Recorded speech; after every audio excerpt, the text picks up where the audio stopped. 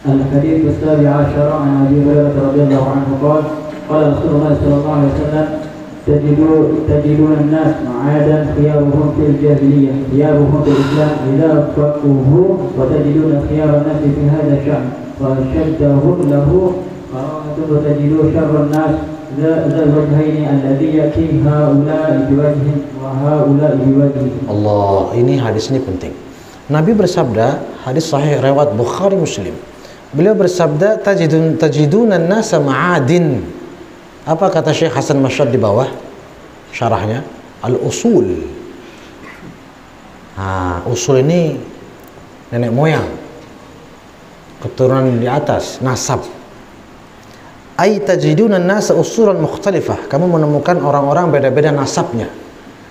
Ma baina syarifin wa khasis. Kata Syekh Hasan Masyad, ada yang syarif, mulia nasabnya, keturunan Nabi sallallahu alaihi wasallam, ada yang tidak. Kama annal ma'adin kadzalik. Sebagaimana kan ada emas, perak, ada yang lain. Apa kata Nabi? Khiyaruhum fil jahiliyati, khiyaruhum fil islami. Orang yang nasabnya paling mulia di waktu masih jahiliyah, tetap dia nasabnya juga paling mulia setelah masuk Islam.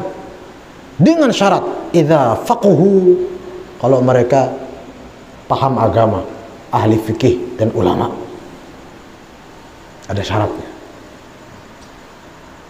Apa kata Syekh Hasan Masyad? Coba baca di jalan. Fa khiyaruhum fil jahiliyah wa hiya ma qabla al-islam. Orang yang nasabnya paling mulia pada masa jahiliyah, yaitu sebelum masuk Islam, hum khiyaruhum fil Islam. Mereka setelah masuk Islam juga nasabnya paling tinggi, mereka juga yang paling mulia. Idza faquhu bi dhammil qaf ay saru ulama fuqaha. Kalau mereka ulama fuqaha, baru mulia orang itu. Jelas ya? Lagi ramai mungkin sekarang ya yang mengikuti. Ini hadis sahih. Nabi bilang yang usul ma'adinnya, yang nasabnya tinggi-tinggi itu, kalau dia dalam Islam, mereka yang paling mulia juga, dengan syarat paham agama, ulama, fuqaha, idza faqahu. Kalau jahil, tidak ada guna nasabnya, tidak ada guna.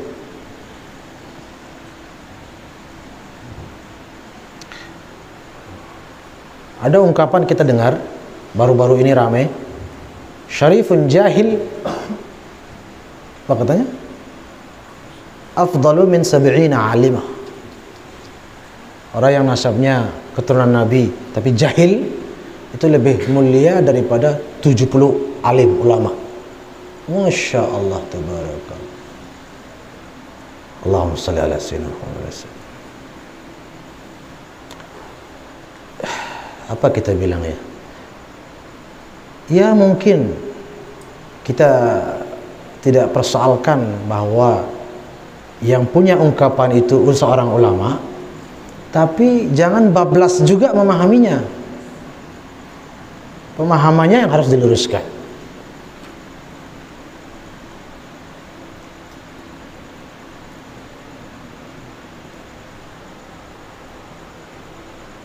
Saya bayangkan misalnya ada 70 ulama,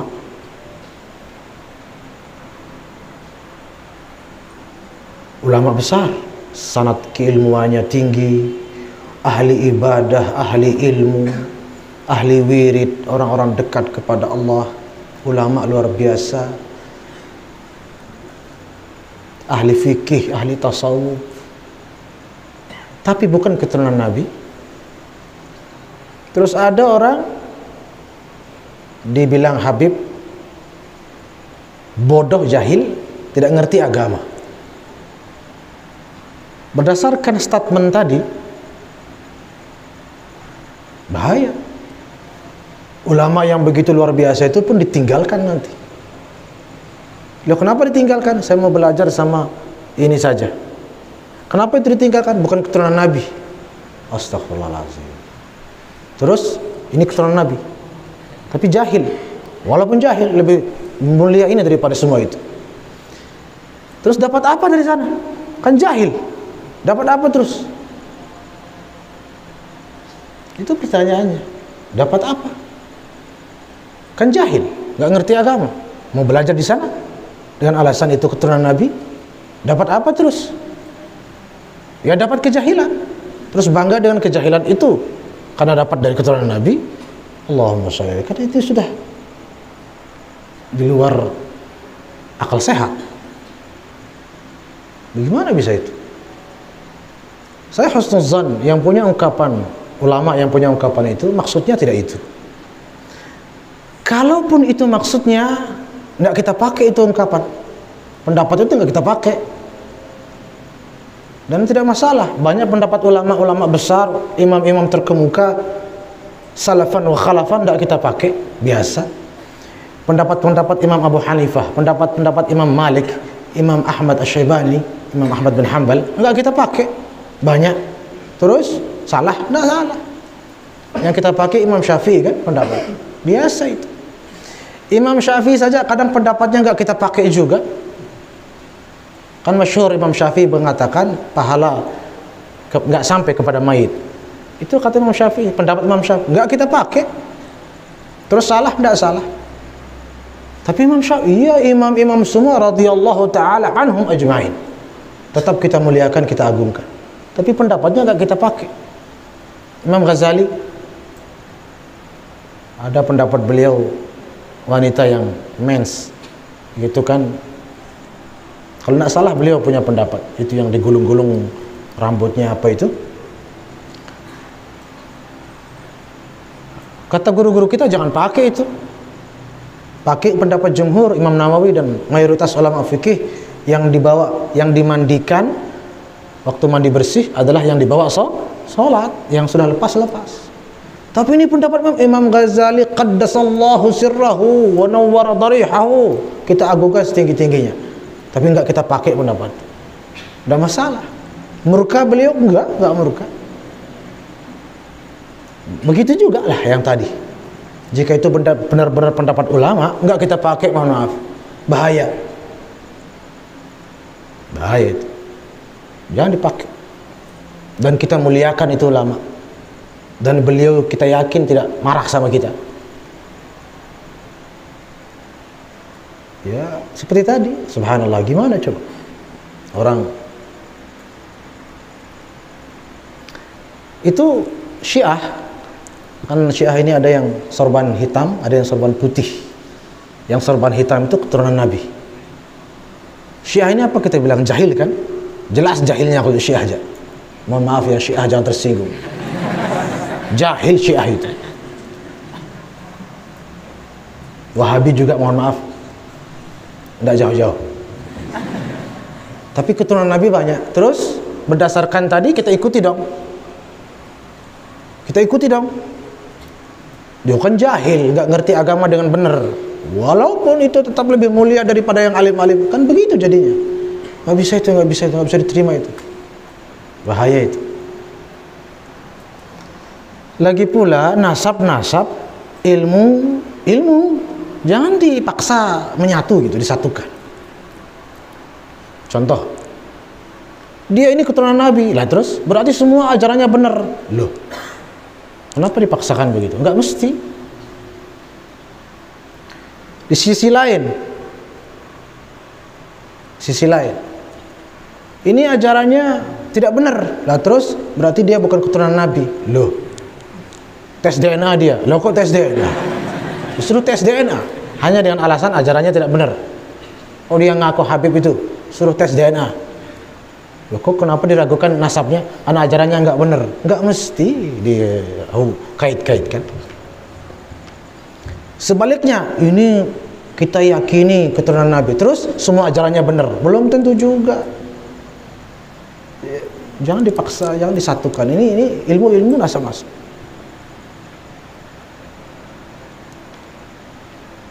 Kan tidak maksum.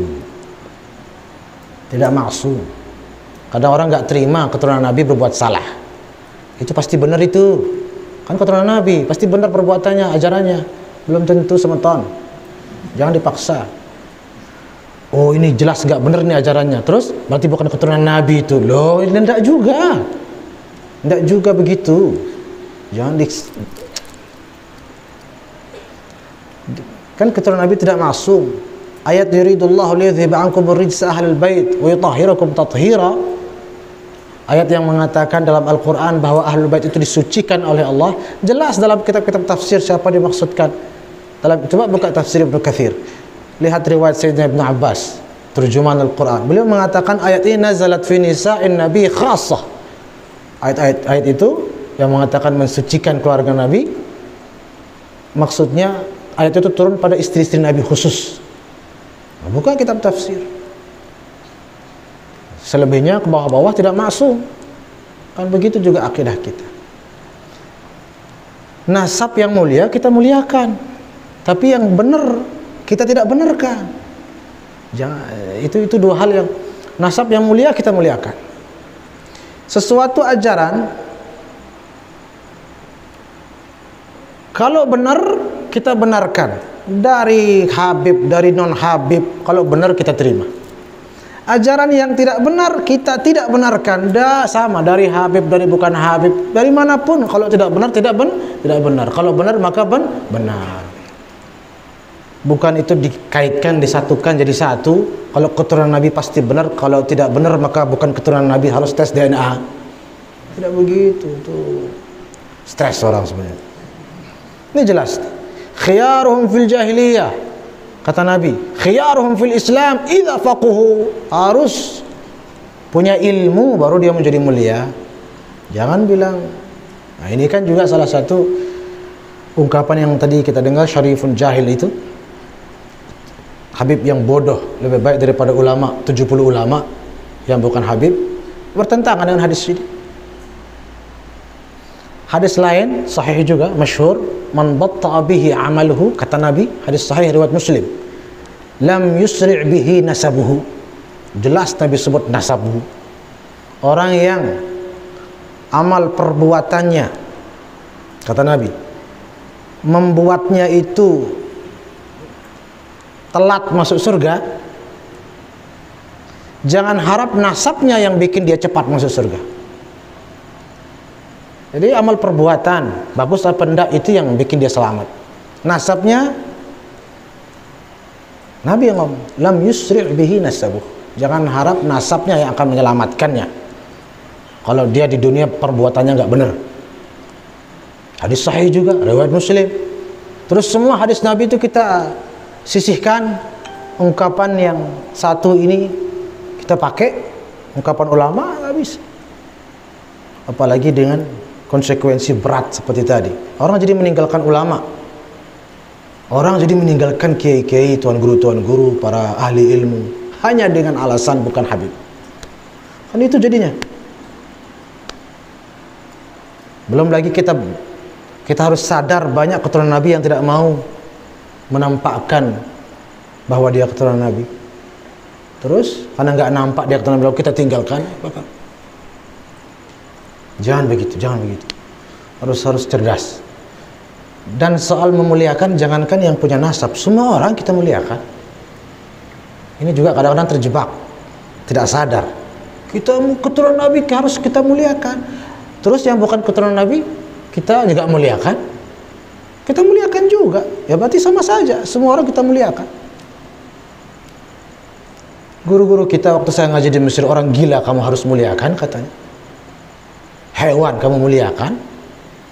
Jadi kalau soal memuliakan ya siapapun, jangan bukan beliau-beliau saja kita, yang lain tidak semua kita muliakan. Kalau berbicara pribadi, apalagi nasab yang memang mulia, angkat tangan, tidak kita macam-macam. Tapi kalau soal kebenaran dan kebatilan lain cerita. Yang benar-benar, yang hak-hak, yang batil-batil. Jadi kita tidak sama sekali, wal'iyazubillah, yang nasab mulia, sekali lagi kita ulang, tidak kita ganggu gugat. Mulia secara nasab.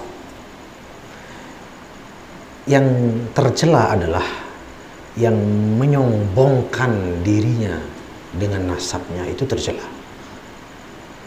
Jelas ya? Kita tidak mencela, na'udzubillah, orang yang nasabnya nyambung ke Nabi. Yang kita cela atau yang tercela dalam Islam adalah orang yang punya nasab mulia lalu menyombongkannya. Itu jelas tercela. Kan tadi kita baca hadis fiyal jabbaru wal mutakabbir. Umum. Kata neraka di dalamku orang yang sombong. Mau sombong dengan hartanya, mau sombong dengan ilmunya, termasuk mau sombong dengan nasabnya masuk neraka. Kalau mau bilang tapi kan ada syafaat Nabi, dapat syafaat, kalau itu sih lain bab. Terus karena dapat syafaat Nabi semena-mena, enggak juga. Astagfirullahaladzim. Ya Rabb, mudah-mudahan kita juga semua dapat syafaat Nabi. Tapi karena kita optimis dapat syafaat Nabi, semena-mena kita semua mau kita, kan tidak boleh begitu. Misalnya saya ini keturunan Nabi, lalu saya mengatakan, nggak mungkin saya nggak disyafaati sama Nabi, kan cucunya. Lalu saya semua mau saya. Allah, Nabi nggak suka itu. Allahu a'lam. Al-hadits ats-tsalits wal 'ishrun. Lam yakun Rasulullah sallallahu alaihi wasallam fahishan wala mutafahishan. Wa kana yaqulu inna min khiyarikum ahsanakum akhlaqa. Tuh, hadis lagi. Dikatakan oleh Sayyidina Abdullah bin Amr bin Al-As, Nabi tidak pernah omongannya jelek. Tuh, apa kata Syekh Hasan Masyad? Al-fahishu sahibul fuhshi fi kalamih. Yang omongannya kasar, omongannya tidak enak didengar. Nabi enggak begitu. Wala mutafahishan. Wa kana yaqulu, dan Nabi berkata, bersabda, inna min khiyarikum, orang yang paling mulia di antara kamu, ahsanakum akhlaqa, yang paling bagus akhlaknya. Baik nasabnya bagus atau tidak. Kalau bagus akhlaknya, dia yang paling mulia. Kalau tidak bagus akhlaknya, tidak mulia bagaimanapun nasabnya. Al-hadits ar-rabi' wal 'ishrun, ayo. Fadl al-rifqi wa tarhib min al-'umdi. Al-hadits ar-rabi' wal 'ishrun an Aisyah radhiyallahu anha qalat qala Rasulullah sallallahu alaihi wa alihi wasallam inna Allaha rafiqun yuhibbur rifqa fil amri kullihi. Rawahul Bukhari. Allah itu lembut, maha lembut. Takhallaqu bi akhlaqillah. Berakhlaklah seperti akhlak Allah dalam hadis lain. Jadi lembutlah dalam berdakwah. Bahkan fil amri kullih. Nabi bilang, dalam segala sesuatu kita harus lembut. وفي رواية لمسلم إن الله رفيق يحب الرفق ويعطي على الرفق ما لا يعطي على العنف وما لا يعطي على سواه. Ya, yang kasar Allah tidak kasih yang baik. Yang lembut Allah kasih yang baik. Nabi bilang begitu. Jadi kasar atas nama apapun tetap tidak baik.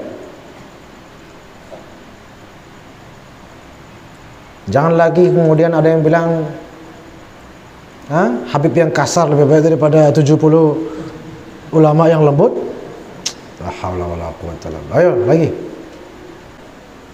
Wa man batta, nah ini yang saya baca tadi ya, yang saya bilang tadi. Wa man batta bihi amaluhu lam yusri' bihi nasabuhu. Barang siapa lelet amal perbuatannya, amal solehnya lelet, atau lelet kan, lemot amal solehnya, amal perbuatannya nggak baik, nggak benar, lam yusri' bihi nasabu, jangan harap nasabnya dapat mempercepatnya masuk surga.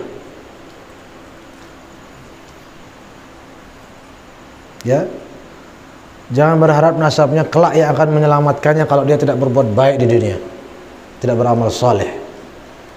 Dalam Al-Quran juga sudah jelas, innahu laysa min ahlik, innahu amalun ghairu salih. Wahai Nuh, anakmu itu bukan keluargamu, bukan ahlu baitmu, karena dia tidak beramal saleh. Dia enggak selamat.